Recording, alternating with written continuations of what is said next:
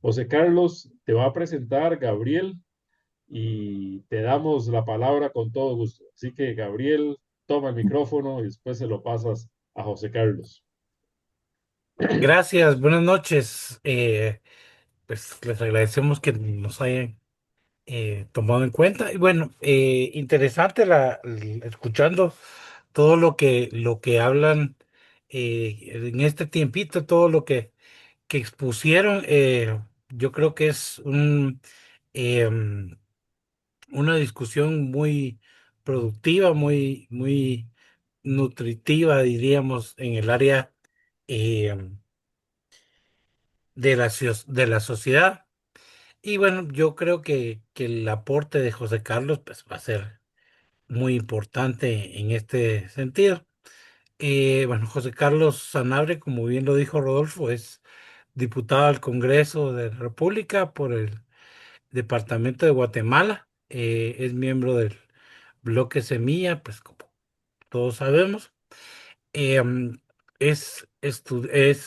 perdón, licenciado en Ciencia Política de la Universidad Rafael Andívar y tiene un magíster en Gestión y Políticas Públicas por la Universidad de Chile. Em, bueno, después se ha desempeñado como investigador, como docente, yo diría también como promotor de las ciencias sociales y de la ciencia política en Guatemala. Y pues también se ha desempeñado como asesor del Congreso y pues ahora como diputado.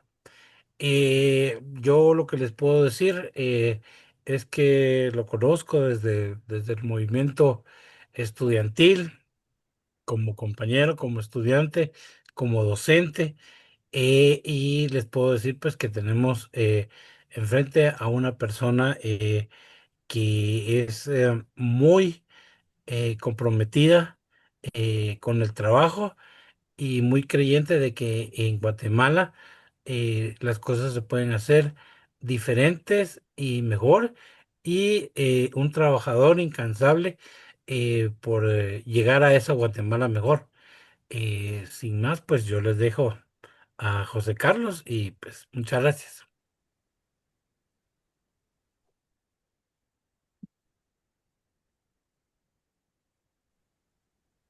Muchas gracias, Gabriel, y qué gusto saludarles. Disculpen que haya entrado un poco tarde acá a la reunión, pero todavía tenía que atender un compromiso aquí todavía en el Palacio, así que les saludo desde aquí de la zona uno.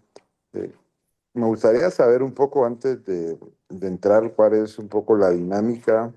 Entiendo que tengo 45 minutos, pero tal vez si me pueden explicar un poco la dinámica para ordenar las ideas que quiero compartir con ustedes antes de iniciar. Gracias, José Carlos. Sí, la dinámica es la que acabas de decir. Tienes 45 minutos para compartirnos eso, tu experiencia, cómo está vinculado, cómo tratas de vincular tu ser político con el cristianismo que llevas adelante, sabiendo que todos en este camino, pues no somos 100% eh, practicantes, por decirlo de alguna forma, pero que sí ponemos en el fin de cuentas esa valoración en las decisiones que tomamos, más allá de esa práctica en determinado grupo o en determinada iglesia, ¿ya? A eso me refiero como practicante, sino cómo se ponen en juego esos valores en tu ser y hacer política y ser político. Son 45 más o menos, y 15 minutos para que los asistentes podamos reaccionar, preguntarte, interpelarte, etcétera. Así que adelante, José Carlos. Muchas gracias, Rodolfo, y bueno, voy a iniciar con un par de elementos. Primero, creo que En la línea de lo que estabas planteando, una de las primeras preguntas que quisiera responder es un poco por qué decidí entrar al servicio público, ¿verdad? ¿Por qué yo estoy en un espacio al que curiosamente todos le huyen, pero también contradictoriamente muchos quieren estar y por razones, por razones eh, bastante claras, pero eh, hay unos que dicen, bueno, ¿por qué estás ahí? ¿Qué es lo que estás haciendo? ¿En qué crees? Muchos piensan que estoy acá por un interés personal, porque quiero incrementar mi patrimonio, porque quiero meterme en los rollos de corrupción o porque, no sé, de pronto algunos me han dicho, mira, es una cuestión de ego, ¿cuál es realmente primero yo no veo la política como un espacio ni de privilegio, sino para mí la política es un arte, una forma de vida, para mí la política es una vocación, es servicio. Y la política la veo como un instrumento que permite transformar la vida. Y yo siempre hago las analogías, a veces resultan adecuadas, en otras no, pero yo digo, bueno, un arquitecto quiere diseñar el edificio más lindo del mundo. Entonces, yo como politólogo, ahora me, yo más, ahora me identifico más como político que como politólogo, pero más como político, yo digo, yo lo que quiero es la mejor sociedad, una sociedad justa, una sociedad en donde la dignidad humana prevalezca, una sociedad donde prevalezca la solidaridad, donde haya igualdad, donde haya equidad. Ese es el sentido que yo le doy a mi participación en la política. Es lo que cada día me levanto y pienso, bueno, hoy, ¿por qué estoy luchando? ¿Por qué estoy trabajando? Yo estoy convencida que la política no es simplemente una profesión, para mí es el instrumento de servicio. Y en ese sentido, siempre mi llamado fue mi llamado, le hablo lo que siempre tuve en el corazón, la idea de poder servir al país y poder estar en lugares en donde las decisiones que tomen vayan a impactar en la vida de todas las personas, porque yo sí parto de la indignación, de de la insatisfacción, de la intranquilidad, de estar en algunos momentos molesto, pero en otros lados insatisfecho por el mundo y por el país en que me tocó vivir y la sociedad en la que en la que me desenvuelvo. Siempre me ha chocado mucho, me ha dolido mucho, me ha molestado mucho la desigualdad, la discriminación, el racismo,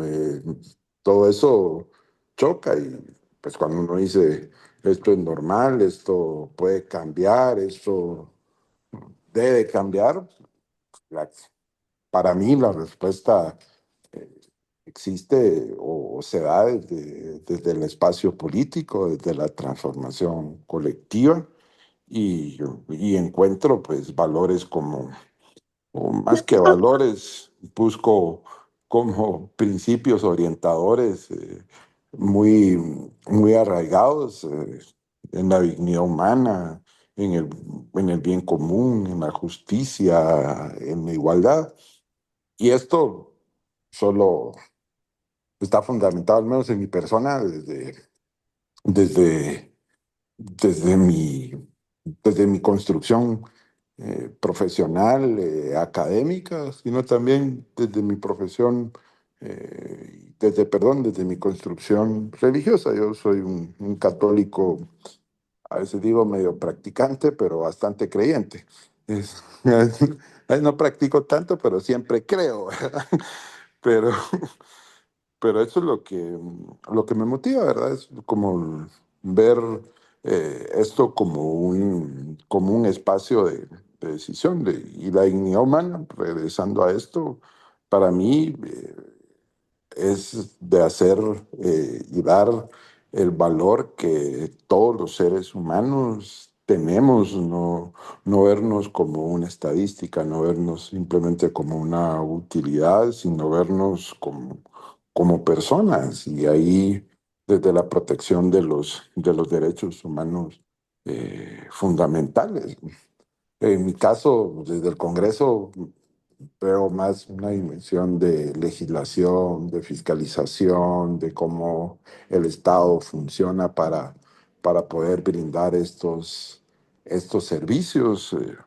Estoy muy cerca también del Ejecutivo y ahí ya veo un poco más la implementación de las políticas y otros, y otros elementos, pero más en el ámbito de mi función como legislador, cuando yo estoy frente a la discusión de una ley, lo primero que pienso es, bueno, esto cómo va a afectar a los niños, a las madres, a los ancianos, a los jóvenes, a los trabajadores, ¿verdad? Me hace siempre cuestionarme y estas iniciativas en el fondo buscan respetar o buscan que prevalezca la dignidad humana, ¿verdad? ¿Qué hace por nosotros? ¿Esto qué hace para pues, fortalecer nuestra,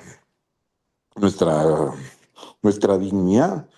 Y, y es difícil, pero digo, tal vez es muy difícil porque todo esto que les estoy diciendo, que me lleva como a la parte que me motiva, cómo veo, cómo interpreto el mundo y qué es lo que se quiere hacer, se topa con un sistema que no necesariamente está pensando en ese sentido. Un sistema que tiene estructuras muy enraizadas, un sistema que lo hacen funcionar personas que tienen valores, que tienen conductas que chocan con todo esto que les he estado comentando. Hay una, por eso digo, a veces hay analogías que son efectivas y que logro transmitir, pero hay otras que no tanto, pero voy a utilizar otra analogía. Recurrentemente me preguntan, mira, José Carlos, ¿y cómo te sentís cuando llegas al pleno? ¿Cómo te ves acá? Y para mí el pleno, utilizando algunas analogías, para mí es como la escuelita, ¿va? La clase, ¿va? Entonces están los molestones, están los estudiosos, están así los malos, los molestones, y así, a ver, un poco caricaturesco, porque si ya lo veo de manera bastante dura, lo que me encuentro es que hay representantes del crimen organizado, del narcotráfico, a veces no solo representantes, ¿no? Sino narcotraficantes también. Y bueno, uno dice, y lo peor es que igual son personas, uno las saluda, convive, porque hasta me preguntan, pero mira, es que cómo puedes convivir con esto, cómo los puedes saludar. Y efectivamente, hay días en los cuales la carga, la energía, lo que representan, es decir, hay personajes en el Congreso que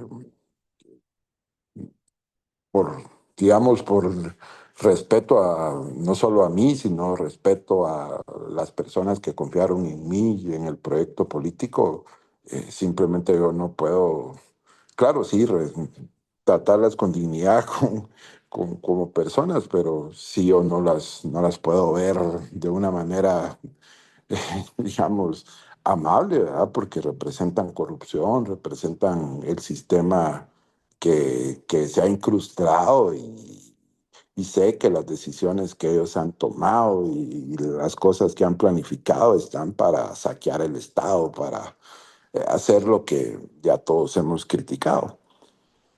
Y cuando yo entro al pleno, yo le digo, miren, yo cuando entro al pleno me siento, hay para mí una película, o bueno, realmente es una serie de películas, la de El Señor de los Anillos, que me gusta mucho, cuando yo entro al pleno, yo siento que estoy entrando al mundo de los orcos, ¿verdad? Estos son así, porque son así, yo veo así la maldad representada, porque eh, también otro de los elementos que yo creo y que trato de practicar es que el ejercicio de la política tiene que estar vinculado con el amor, ¿verdad? Yo creo en el amor y las acciones que yo hago que representan amor y esperanza. Y efectivamente, lo que encuentro con muchos de ellos es todo lo contrario, la maldad. Y veo así la ambición, veo representadas, es lo que veo en ellos, la ambición, la lujuria, veo la maldad, ¿verdad? Y con cosas así como, bueno, mira, aquí hay un proyecto, voy a citar tal vez un caso, mira, pero mira cuántas plazas me vas a dar, porque estas plazas yo voy a poder poner a la gente que yo quiera y lo que hacen es que le terminan cobrando una porción del salario a las personas para enriquecerse o otros proyectos en los cuales ellos, mediante los mecanismos de corrupción, sacan beneficios individuales. Entonces, cuando yo constato eso y cuando hago como que miro en comparación qué es lo que a mí me motiva a estar ahí, por qué lo estamos haciendo y veo que el denominador común es otro, evidentemente hay algunos que me dicen, ¿y no te cansan? O no te frustra, o no te decepciona, o no termina como diciendo, bueno, mira, ¿y por qué se hizo ahí? Curiosamente, eso es lo que me termina es alimentando y motivando más, porque digo yo, bueno, es que es efectivamente lo que tenemos que cambiar. Y, y a veces cuando yo era por ejemplo, una de las personas que no solo en las clases, cuando daba cursos ahí en la Landívar, decía, bueno, primero decía, bueno, premisa básica, aquí nosotros no vamos eh, a ver a la política como una carga peyorativa, sino la política tiene esto y la política es lo otro. Y yo estoy aquí porque yo creo que ustedes van a ser las personas que van a decidir el rumbo de este país y que van a ocupar los principales puestos de decisión política en el futuro. Y yo estoy aquí para tratar de ayudarles en su formación para que ustedes tomen decisiones y transformen este país. Y bueno, les decía, bueno, vamos y promovamos la participación política.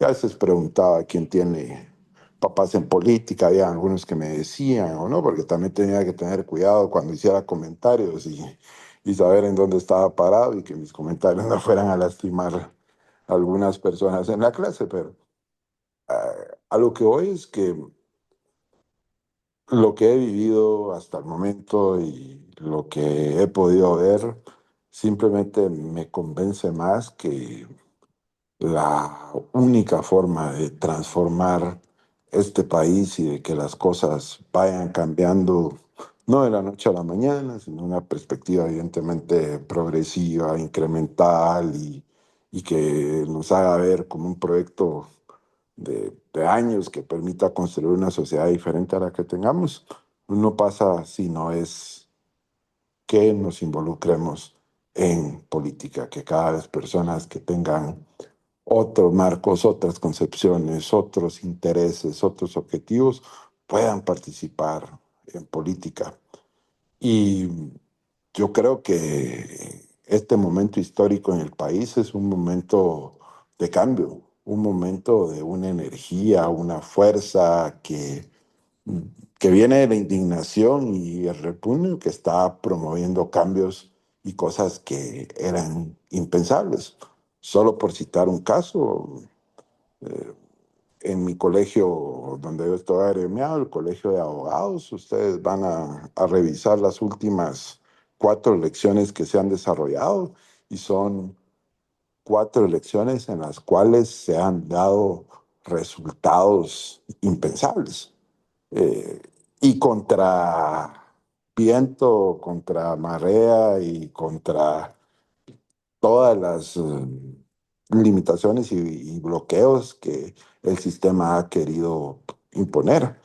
Sin ir muy lejos, solo lo que pasó ayer fue una muestra de que hay hay un sentimiento, hay una fuerza, digamos, una fuerza en la sociedad que tal vez no hemos terminado de articularla políticamente, o hay otros que incluso me cuestionan que si efectivamente tendrá que ser articulada políticamente o simplemente tiene que ser una fuerza de cambio, pero ayer se demostró una vez más una elección en donde nos bloquearon en el colegio de abogados de manera ilegal a los agremiados que representamos a las ciencias afines, de manera, ya no sé ni cómo calificarla, pero en burda podría ser ilegal.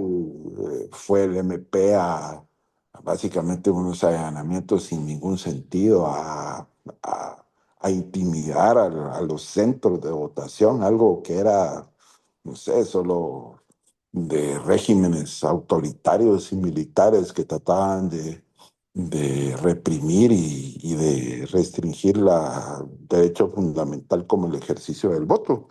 Eh, ¿Y qué fue lo que sucedió? Pues lo que sucedió es que a pesar de todo eso, una vez más se derrotó la política clientelar, esa política corrupta, esa política vinculada a todas estas redes de corrupción que están incrustadas en el Estado y prevaleció una alternativa distinta, una alternativa que está planteando algo diferente, una alternativa que está pensando en construir futuro, una alternativa que está pensando en recuperar el sistema, el sistema de justicia. Y ahí vemos a pues, liderados como Astrid Lemos, como Hoyo Saavedra, como Edgar Ortiz, y muchos otros que están ahí dando, dando la batalla. Y voy a ese punto porque, y regreso a la idea que trataba de decir, eso es lo que motiva y ojalá que cada vez más las personas que están fuera del sistema político pero que quieren hacer cambios y quieren, ¿no? Decidan tomar, asuman el riesgo para que vengan a hacer equipo con los que estamos aquí, pues porque acá necesitamos sumar fuerzas y, y la participación política para mí es fundamental en una sociedad en donde lamentablemente la política adquiere un tono muy peyorativo. La política es muy mal vista. De hecho, en mi familia al principio cuando yo estaba en esto metido, me decían así como, y estás seguro, pero mira, la gente va a hablar mal de vos, mira, te vas a meter en problemas, mira. Y hay una serie de riesgos que sí, efectivamente, uno los toma, pero riesgos que valen la pena porque uno puede ayudar a construir y a seguir haciendo que la sociedad y que el país, que el país avance. Y, y sí, efectivamente, esta idea de poder invitar a que más gente participe, eh, parte principalmente de lo que veo todos los días, ¿verdad? De lo que, de lo que constato, de lo que veo y digo, sí, lo que se necesita es que participemos políticamente y tomemos esa decisión. Y yo estoy completamente seguro que esa fuerza, yo lo veo como un momento histórico en este momento en el país, que hay que tratar de aprovechar, de articular, que tal vez inició en el 2015 y ahorita va agarrando más fuerza y está madurando, pero es algo que para mí vino, que ya se quedó y que necesitamos aprovechar para poder impulsar los cambios que, que necesitamos, los cambios que vivimos, que estamos enfrentando y que necesitamos cambiar. Claro, ahora pues ya tal vez un poco como compartir algunas cosas que he tenido desde mi experiencia.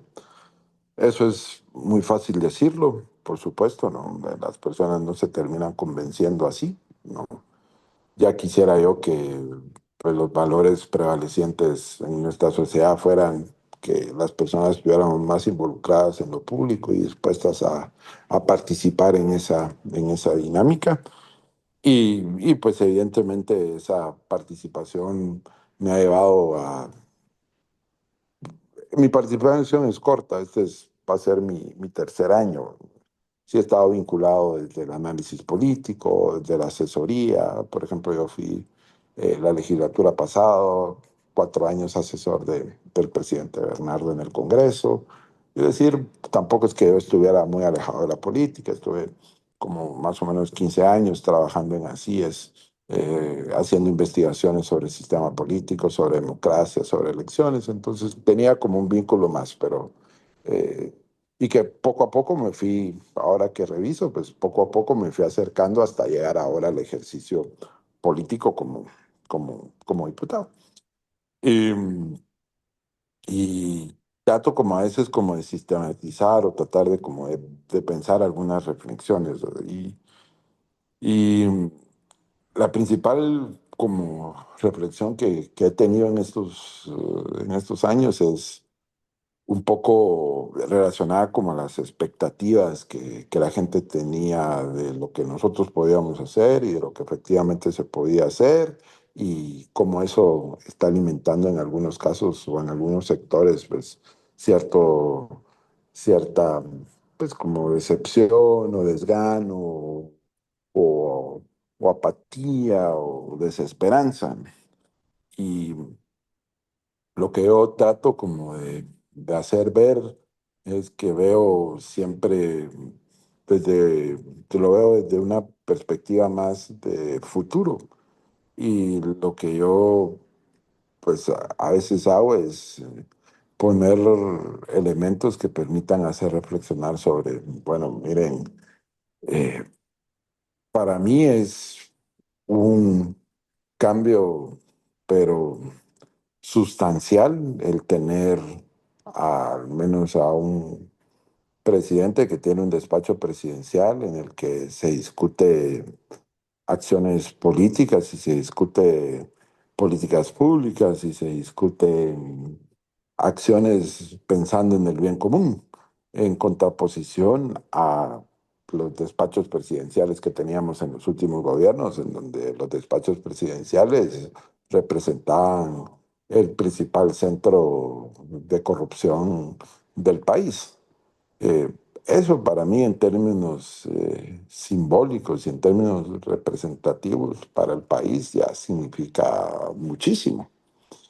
Y significa algo que si hace 4 años a alguien le hubieran pensado o a alguien le hubieran preguntado, mira, vamos a tener a un presidente que no va a estar pensando en corrupción, sino va a estar pensando en el bien común, nadie hubiese dado, pero ni 2 centavos para apostar algo así. Y eso, en términos de sociedad, creo que es importante porque es un cambio que habría que sostenerlo, por supuesto, en el tiempo, pero que es un cambio importantísimo. Lo otro es que el sistema y las estructuras eh, de corrupción en el país están sumamente enraizadas, incrustadas, son parte no solo del diseño institucional, sino también parte, lamentablemente, de valores, de principios, de dinámicas, de prácticas que están muy normalizadas. Digamos, en términos éticos y morales, criticar la corrupción es algo es una zona común. Cualquiera puede hacerlo, nadie se va a poner en contra de esto, pero cuando uno revisa la corrupción, es uno de los elementos que en términos de la sociedad está mucho más presente de lo que nosotros creemos. Y transformar eso en 2 años eh, es imposible. Se necesita un cambio muy largo de principios, de valores, de formación, de ejercicio político, mucha formación política, muchos cuadros. Es decir, hay mucho trabajo que hacer en ese aspecto. El otro elemento que pongo siempre sobre la mesa en estas reflexiones sobre las expectativas y la realidad y lo que hemos podido hacer y lo que no se ha podido hacer y lo que nos resta por hacer es hacer un análisis y un balance de la institucionalidad que encontramos o la institucionalidad que tenemos como país. A veces soy un poco más crítico, digo, el problema es que no tenemos institucionalidad, aquí no hay Estado, porque es una cuestión muy...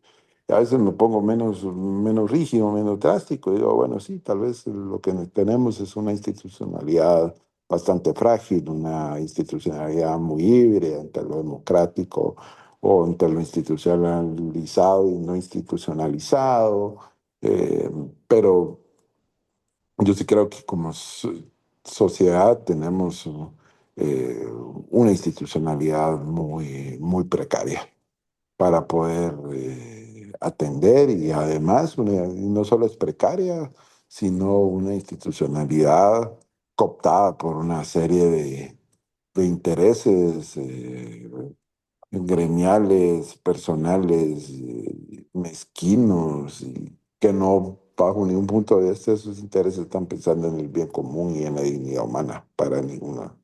Y ahí, desde los sindicatos hasta las estructuras que están, y a veces uno piensa que son estructuras así que están a niveles de ministerios, viceministerios, no, son estructuras que están en las delegaciones departamentales, en muchas partes de las instituciones que a lo largo por citar un periodo, pues, pero podría citarlo algo diferente, a lo largo de los últimos 45 años, pues, se han dedicado a hacer redes clientelares, corruptas, que se dedican al saqueo del Estado. Y, y transformarlas, eso implica pues pues una, un desafío muy importante para para poder cambiar al país, ¿no? Y ahí yo creo que es algo que también lo tenemos que repensar como sociedad, qué Estado, qué institucionalidad queremos construir, sumado pues a los otros elementos que ya les había, que ya les había un un poco indicado. Y el último es, yo creo que tal vez ahí el último elemento de reflexión es que está vinculado un poco a nosotros nos gusta utilizar esta analogía de la brújula ética, ¿verdad? De que nos guía. Y esto era una de las analogías que más utilizaba Lucrecia Hernández Mack, que fue una de nuestras líderes más importantes, lideresas más importantes del movimiento Semilla. Y que pues ya no se encuentra con nosotros por razones de, de salud, tuvo un cáncer muy agresivo y nos dejó en la legislatura pasada. Pero ella siempre nos hablaba de tener bien calibrada la brújula ética para estar. Y, y esta dimensión de los valores, que son muy subjetivos y que acá, pero esta dimensión de los valores, y para mí sí es muy importante, ¿no?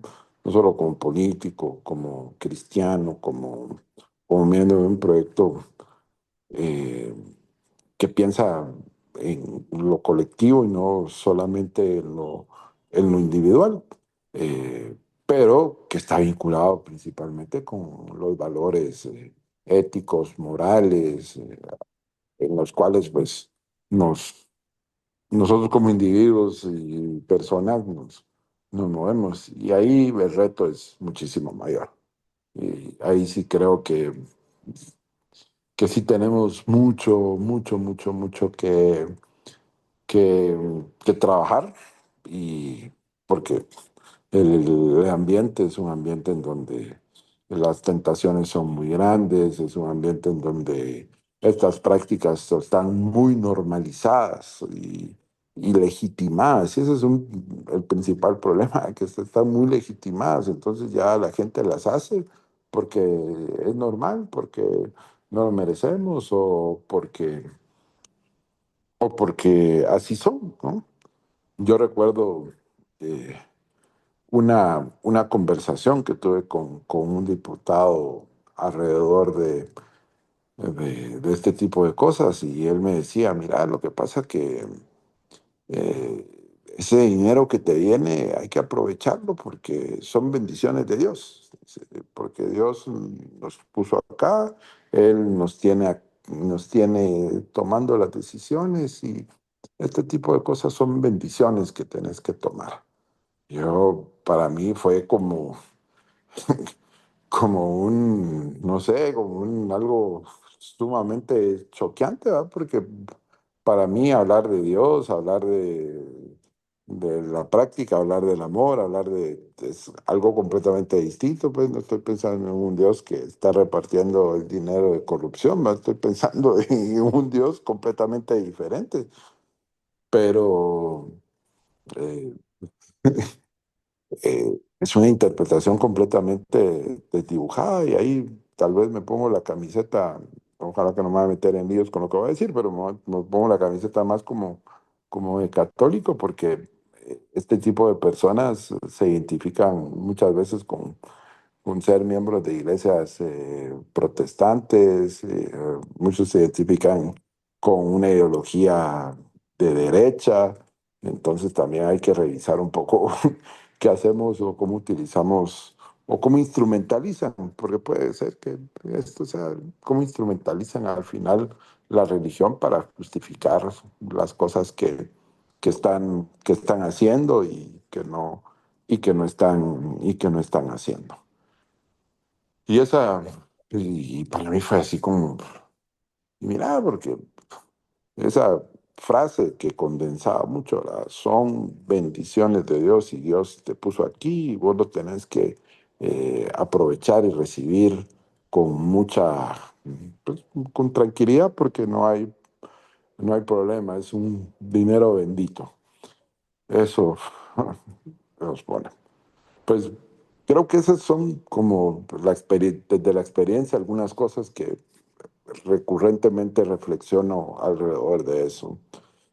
¿Qué, qué conclusiones puedo dejar de este periodo corto de ejercicio de mi política práctica, verdad? Primero puedo ser, tal vez esta conclusión, a pesar de las cosas que hoy les está diciendo, puede ser decir, miren, pero este tipo está desquiciado, es un terco, un testarudo, que está pensando, pero para mí, Guatemala sí necesita no solo una política, sino políticos que veamos la política como un instrumento de transformación, pero que partamos o que esa fuerza que alimente a ese instrumento sea el amor, y sea la esperanza, y sea la posibilidad de construir una Guatemala distinta, es decir, una política con alma, una política con sentido, una política con propósito, ¿no? Y no esta política de tranzas, esta política de corrupción.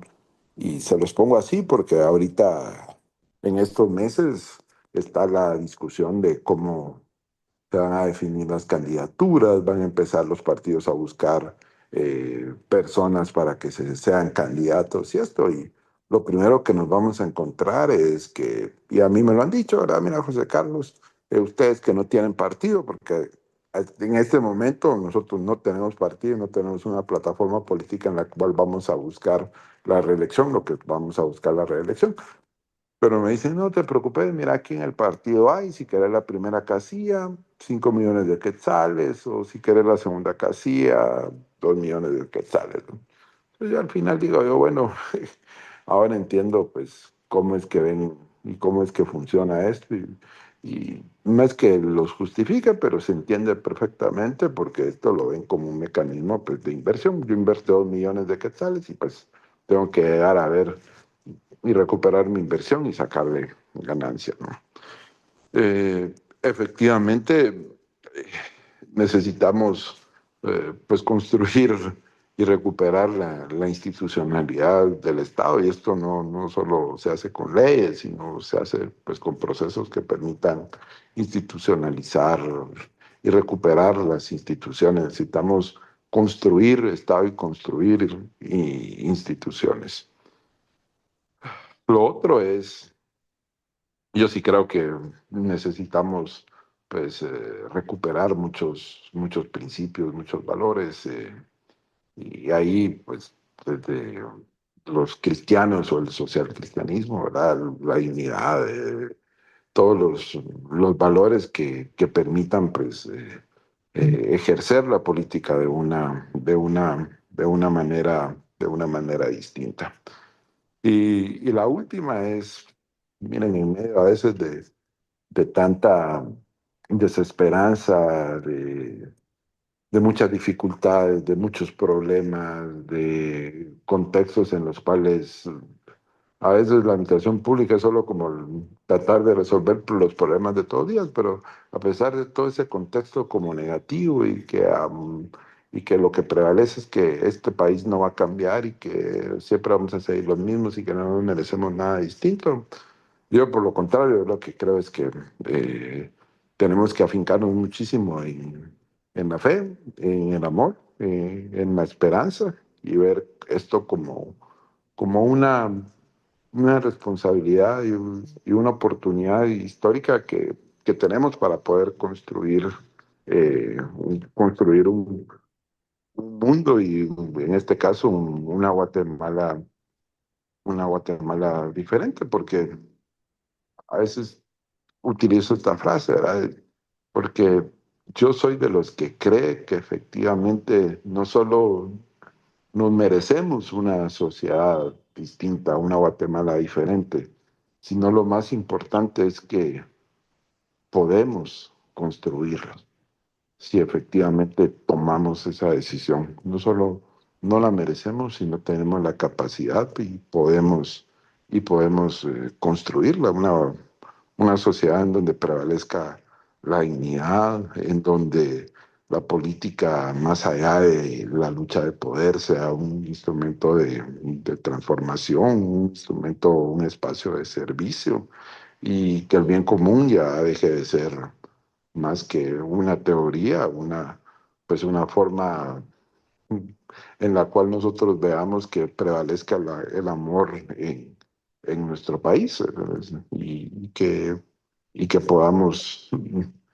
ser una sociedad más igualitaria, una sociedad más solidaria, una sociedad más justa, una sociedad más digna y en la que todos nos sintamos bien y en la que podamos sentirnos pues a gusto, porque efectivamente, o al menos yo en este momento estoy completamente insatisfecho con la sociedad en la que vivimos, pero también, repito, y con esto quiero terminar, ¿verdad? Con la idea última que quiero decir, soy de los que cree que efectivamente nos merecemos, pero especialmente podemos construir una Guatemala distinta y lo podemos hacer. Y esto no lo vamos a hacer con visiones mesiánicas de que va a venir una persona a transformar todo de la noche a la mañana. Para mí esto tiene que ser un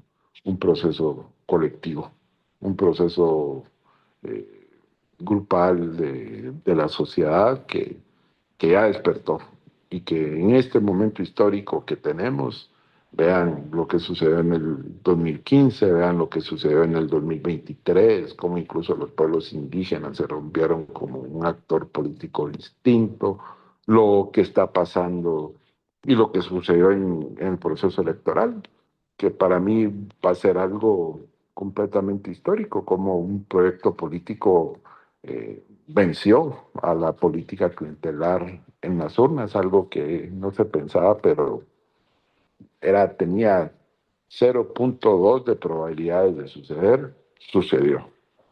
Y como esa misma fuerza se ha estado manifestando en diferentes espacios y nos lleva hasta, no tenemos que irnos muy lejitos, ¿verdad?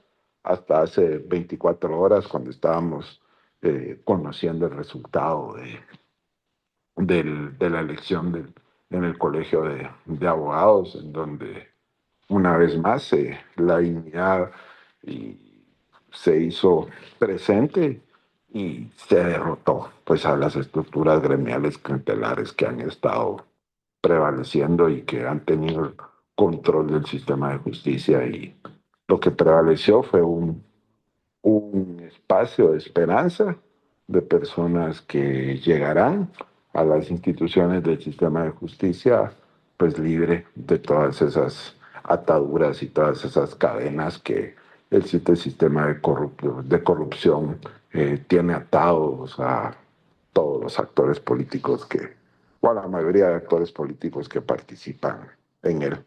Pero en síntesis, pues yo quiero dejar un mensaje de esperanza, ¿verdad? Un mensaje de que, bueno, sí podemos, y no solo no lo merecemos, sino podemos construir un futuro distinto para nuestro país. Pero necesitamos involucrarnos y participar. Muchas gracias, José Carlos. Bueno, yo creo que tu intervención a más de alguno lo dejará con muchas inquietudes. Yo tengo varias en realidad, pero quisiera dar participación a otros miembros del grupo que asisten, y de no animarse, pues yo creo que yo lanzaría un par, y si no también Oscar, que yo creo que le está picando la lengua Así por es. hablar. Así que no sé si alguien del grupo desea hablar, eh, los que nos visitan por primera vez, que tomen la palabra, el micrófono, que se atrevan a compartir con José Carlos. Tenemos esta gran oportunidad de tener a un diputado con nosotros, y como nos ha hablado tan francamente, pues también hablarnos de manera franca, directa y amable. Así que no sé quién desea tomar Y la tal vez si palabra. pueden levantar su mano para llevar un orden y Rodolfo puede ir dando la palabra al que vaya levantando la mano, por favor. O pueden hacerlo por el chat si no se atreven a hablarlo con el micrófono abierto. Gracias, Patricia. Buenas noches, muchas gracias. Eh, Mi pregunta es, en ese ambiente tan hostil, porque para mí todo lo que he escuchado, pues siento que es un ambiente hostil el del Congreso. Bastante. ¿Cómo, y sabiendo que me atrevo a decir que es una mayoría la que está en ese ambiente clientelar, por llamarlo de alguna manera? ¿Cómo se sobrevive? Porque yo sentiría que hasta la misma vida, no solo del diputado en sí, sino de la familia, que es lo que yo siempre he dicho, uno cuando decide tomar un puesto de estos, tiene que estar consciente de que la misma vida de uno está en riesgo, pero a veces no importa la vida de uno mismo, sino de la familia. Entonces, eso es lo que hay que superar para poder participar en estos ambientes. Es entre una inquietud y la pregunta sería cómo superar ese ambiente tan hostil. Claro, nosotros desde nuestra fe, por supuesto, ¿verdad? Pero no es fácil. Gracias. Gracias, Antonieta.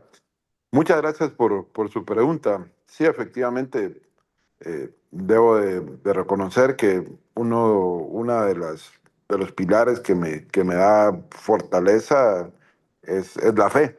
Es decir, hay días en los cuales yo como católico, ¿verdad? Hay días en los cuales pues yo sí eh, casi que rezo el rosario 3 veces al día para tratar de agarrar fuerza, pero sí, efectivamente, la fe y Dios en este caso se constituye en un pilar fundamental. Lo otro es indudablemente la familia. Y la familia también, al menos en mi caso, de manera personal, sí ha sido un pilar sumamente fundamental para poder enfrentar este contexto adverso. Aunque a veces lo complica un poco porque tengo a mi mamá o a mi hermana llamándome ahí, mira, está pasando esto, solo decirnos que está bien, va. Entonces solo les pongo un mensaje por WhatsApp así, no se preocupen, estoy bien. Ah, ok, va. Porque en las redes aparecen que esto, que lo otro, y aquí, pero sí, la familia es un pilar fundamental y que curiosamente termina siendo el espacio muchísimo más sacrificado. Eh, por ejemplo, ahorita estoy acá sentado en el palacio por salir, porque ya no me dio tiempo de llegar a mi casa, pero salí a una reunión para poder estar acá y esto que me sucedió hoy con ustedes es la constante. La política no tiene horarios, la política es dedicación plena, absorbe mucho y sacrifica mucho los espacios familiares. Y sí, hay domingos en los cuales entro a la casa de mi mamá y mi mamá piensa que soy el que lleva la pizza, ¿verdad? Dice, ¿usted quién es? Pero, pero a la misma vez la familia sí termina siendo un elemento fundamental que le ayuda principalmente porque también pues es un respaldo y sufre mucho porque si ustedes preguntan y salgo a la calle, para la mitad del mundo soy un ladrón y para la otra mitad soy alguien que está haciendo bien por el país. Entonces, eso evidentemente afecta. Hay ocasiones en donde mi hermana o alguna mi tía o incluso mi mamá me dice, mire, es que estos ingratos están diciendo en el Facebook que usted es un ladrón y que se está robando esto y que lo están lo otro. Entonces yo le digo, no te lo tomes a personal, hombre, mira, trato como de explicarle. La onda es así, va, este es un teatro y aquí me van a agarrar de este tipo, pero en síntesis, Antonieta, yo sí, dos cosas. Primero, indudablemente la fe y pues al menos en este caso, pues Dios es una fortaleza importante y la familia es otro pilar fundamental, aunque termina siendo lo más sacrificado.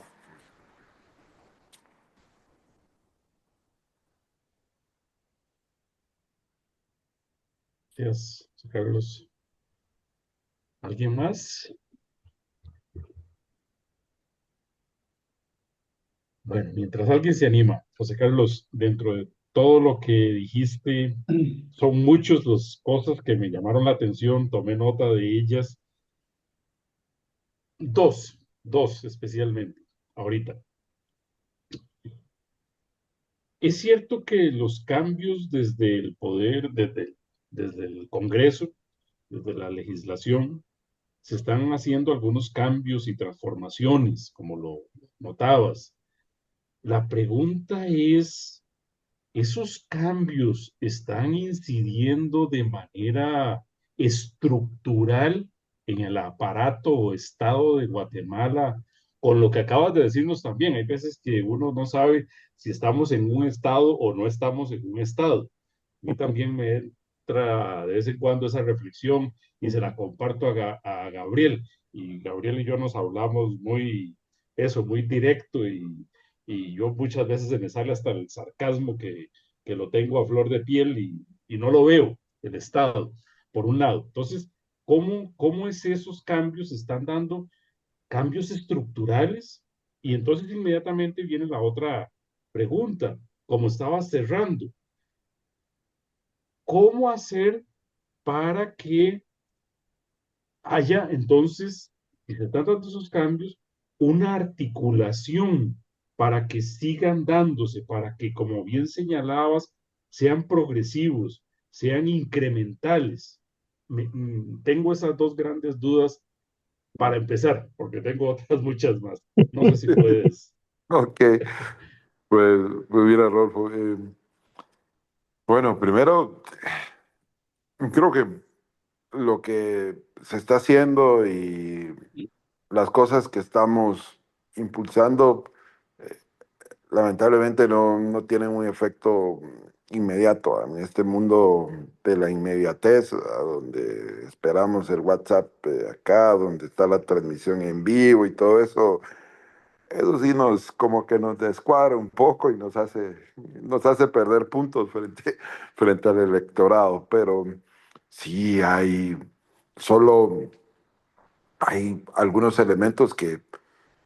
Yo fui, por ejemplo, en diciembre del año pasado, fui con el presidente y el ministro de Desarrollo, fuimos no a inaugurar, sino básicamente como a visitar un pueblo en donde estábamos poniendo el piso de 50,000 de cemento, ¿verdad? Eh, Hasta este momento llevamos alrededor como de 65,000 casas que tienen ahora pisos de cemento y que son intervenciones que incluyen el piso de cemento, pero también incluyen intervenciones del MAT para que con una intervención ¿cómo se llama?, del Ministerio de Educación para la educación, para salud, que todo está aglutinado a través del programa Mano a Mano. Para mí es un programa que promueve la dignidad humana. Y cuando, cuando alguien me dice, mira, pero es que es el piso de cemento. No, y hay ya estudios, incluso creo que la Universidad del Valle tiene un estudio sobre el impacto que tiene el piso de cemento en la calidad de vida de las personas. eh, y que se ve tan sencillo, ¿verdad? Como decir, ay, mira, pero es una torta de cemento, pues que estás cambiando. Eh, pero ese tipo y nuestra meta, se los comento así, a mí me pone así, nuestra meta es llegar al menos a 250,000 o 300,000 en lo que resta del gobierno. Y cuando entramos a la casa de las personas, eh, yo ahí miraba, evidentemente, la alegría y todo, pero yo ahí miraba dignidad. Eran personas que por primera vez el Estado llegaba después de haberlos tenido olvidados por cuánto tiempo y a veces solo se aparecía con cuestiones clientelares que daban a cartas y pues, que ahora tienen algo ahí. Y hubo una persona que hizo un comentario haciendo comparación con las bolsas que se entraban en otros gobiernos. Decía, mira, es que la bolsa viene y se va, pero el piso se queda. Decía esta persona, este piso se queda y va allá. Entonces, evidentemente, pues yo sí creo que muchos resultados de muchas de las cosas que estamos haciendo se van a ver cuando ya este gobierno ya no esté en el poder. Y, y esto, pues, indudablemente, si esta fuerza que yo describía se sigue manifestando en la política en el país, sin lugar a dudas, en la próxima elección va a haber, pues, una continuidad y esto puede ir de manera progresiva, incremental, haciendo cambios en el país, pero de entrada, yo solo cuando dicen, mira, en términos de las enfermedades respiratorias, porque ya no van a estar respirando polvo cuando duermen, hasta todo tiene un impacto que muy difícilmente lo vamos a ver como el impacto de WhatsApp, le llamaría yo, ¿verdad? No lo vamos a ver en la inmediatez. pero sí lo vamos a ver en el futuro. Y esas son las cosas que, que animan, dicen, bueno, aunque sea esto, pero ahí vamos, ¿verdad? Y ahí vamos a cambiar. Y para mí el compromiso tiene que estar en que esto para ser sostenible en el tiempo tiene que ser, pues, apoyado y respaldado por muchas más personas que se metan de manera, personas desquiciadas y locas que nos terminamos metiendo en política, ¿verdad? Ujú.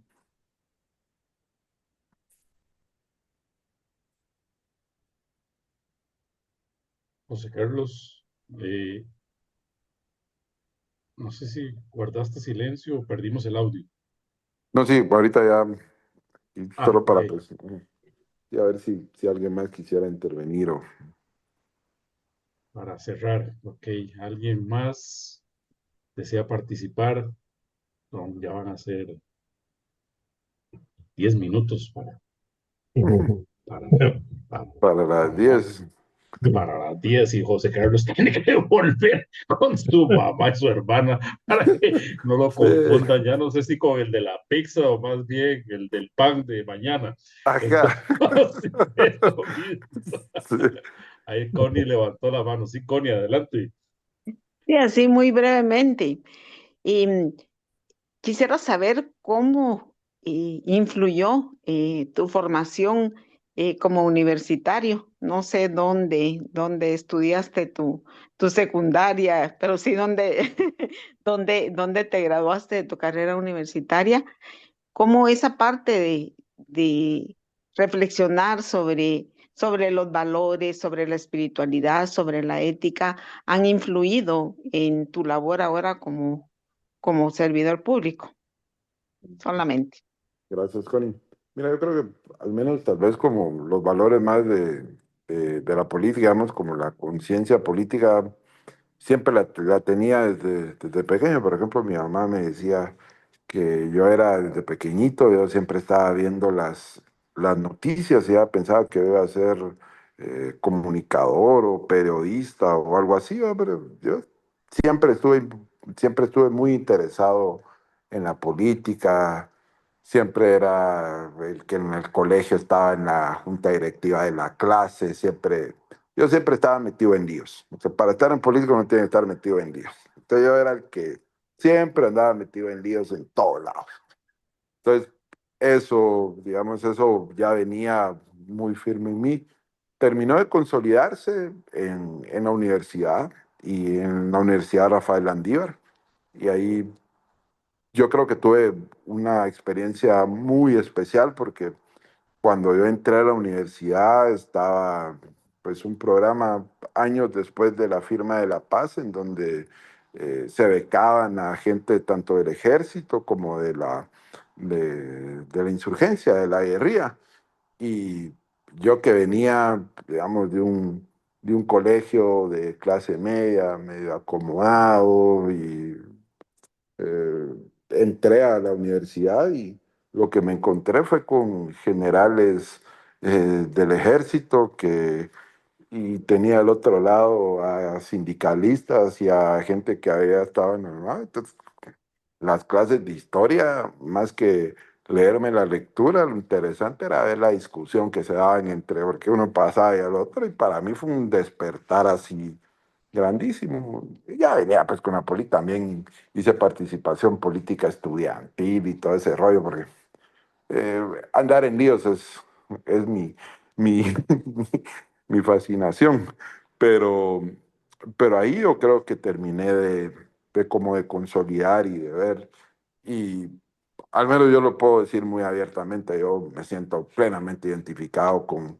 con los principios jesuitas, ¿verdad? Dentro del mundo del catolicismo, yo sí me identifico como un jesuita en el marco de todos los principios y los valores y ya tal vez ya tomaba pues esa, esa conciencia y por otro lado pues en mi familia digamos, ya más como lo religioso y espiritual, mi familia también es católica, yo tuve una relación muy muy intensa, muy cercana con mi abuelita materna, y mi abuelita materna era, pues, como decían, en ese momento le decía una cachureca, que vivíamos en Cuilapa, a media cuadra de la iglesia, y ay Dios, ella iba a la hora santa, tenía ahí, y para mí era como resistencia, un momento, pero después, pues yo al final pues terminé también absorbiendo mucho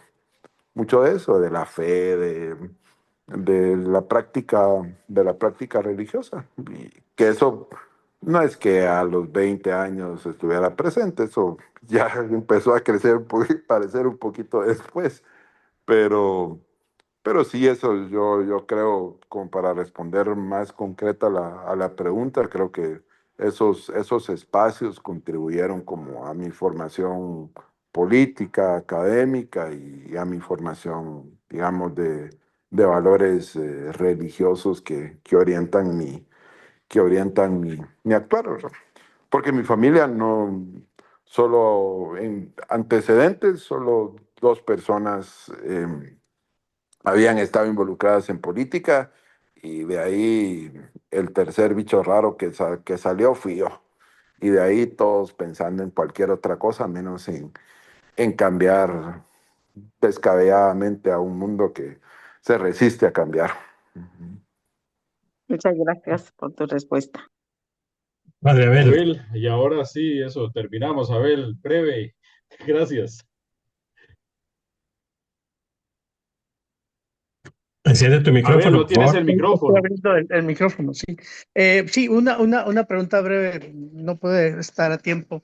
¿Están convocando para una plataforma mucho más, eh, digamos, participativa? Porque si no va a seguir Semilla, si no va a seguir Raíces, si no, entonces, ¿hay algún espacio que estén generando y convocando para, eh, para una participación, ¿verdad? Para que el esfuerzo que se hizo, pues, se reevalúe y se rescate lo bueno que se ha hecho?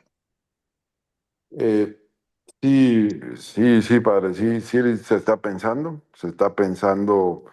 eh, yo le llamaría como más un ejercicio de una plataforma amplia, de una plataforma democrática.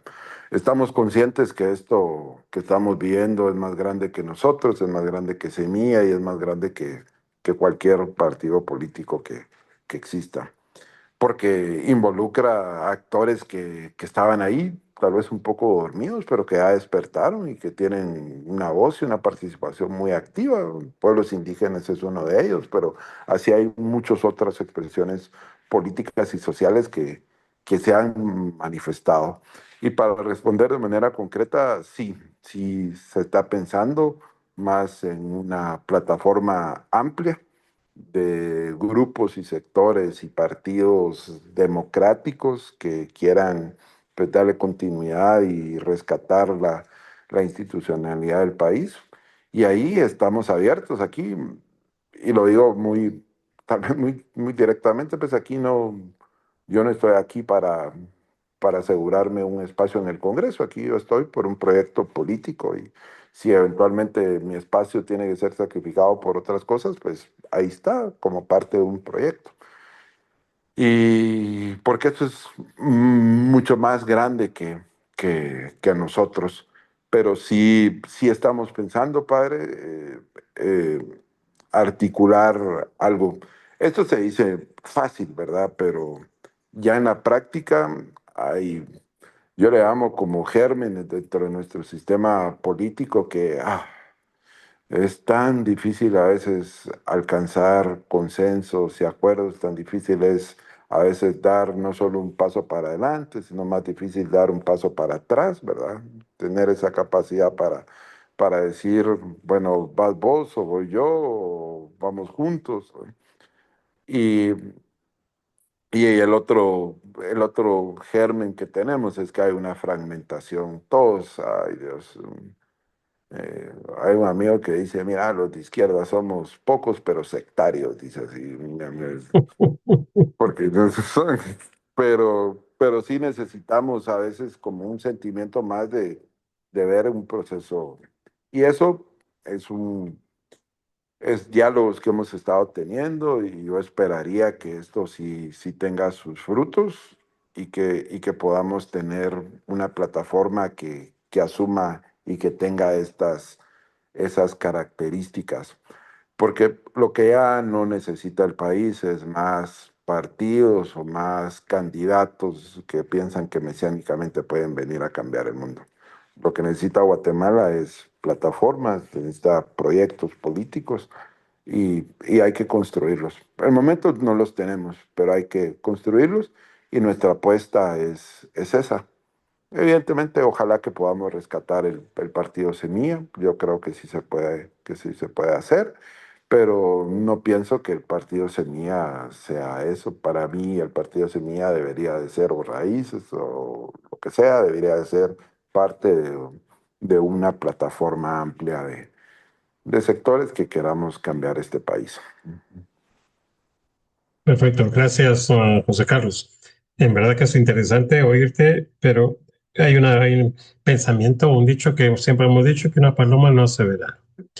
Y por lo que te escuché, pues obviamente se ve que que estás solo en el sentido de los valores. Eh, Obviamente tampoco hay una incidencia bastante fuerte de esos valores por lo que has contado. Y sí me gustaría que se pudiera formalizar tu pensamiento de una formación de los cristianos en lo que es política, o sea, una formación colectiva que dijiste para poder formar políticos con valores cristianos, porque a la larga, según entendí, más se forman políticos y no cristianos. Y eso es un problema que tenemos y que vamos a tener por mucho tiempo. Así que muchas gracias por tu participación interesante desde el punto de vista de alguien que está en medio de esa jauría donde pareciera que estás aislado, un cordero aislado y con un león rugiente que está listo para atraparte. Entonces, sí vale la pena comenzar a hacer, a formalizar la idea esa de la formación política, pero cristiana. Así que muchas gracias, Juan Carlos. Como un anuncio, les estoy compartiendo el vínculo en el YouTube del video de la semana pasada para que quien no pudo asistir la semana pasada puedan entrar a YouTube con ese vínculo y a ver el video de lo que tuvimos. Y obviamente esta reunión también se va a subir a YouTube. Esperen el lunes a más tardar que esté en YouTube. Yo voy a compartir el enlace cuando mandemos la invitación para nuestra próxima actividad, que será dentro de 15 días. Tenemos otro invitado siempre en este tema de la política en Guatemala y de la justicia, rescatar la justicia y todo lo demás. Así que muchas gracias por su participación. Que el Señor los bendiga. Que tengan una feliz noche. Feliz noche, que Gracias. esté muy bien. Buen Un regreso, gusto. José Carlos. Gracias. Igualmente, Rodolfo. Feliz noche a Chao. todos. Buenas noches. Gracias. Feliz noche. Feliz noche.